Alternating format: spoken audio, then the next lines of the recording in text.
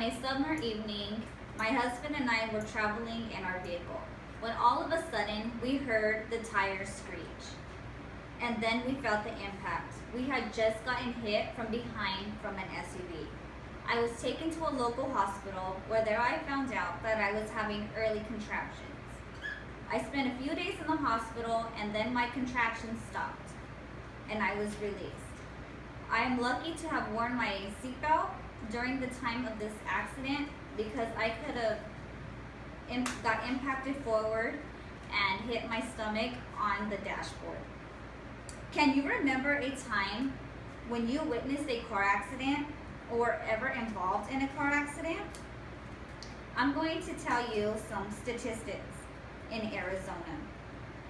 In 2015, ADOT reported there were 116,609 car crashes.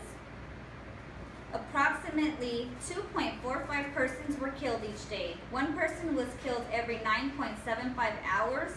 There were 146.62 persons injured every day, and one person was killed every 9.82 minutes. Here are some images taken. These images are car accidents located here in Arizona.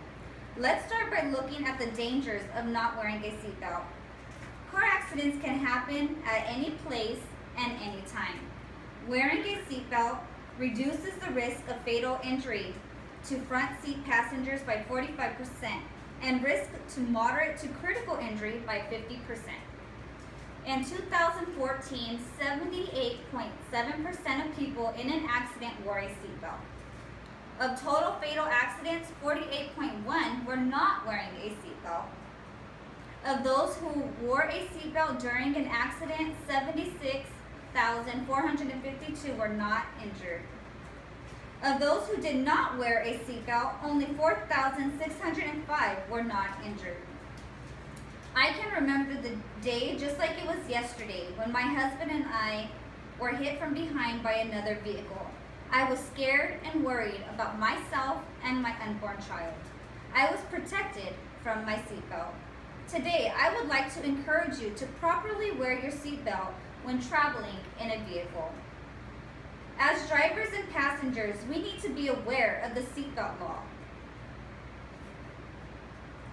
For the state of Arizona, here is the seatbelt law. Anyone sitting in the front seat of a vehicle built after 1972 must at least have their lap belt properly adjusted and fastened.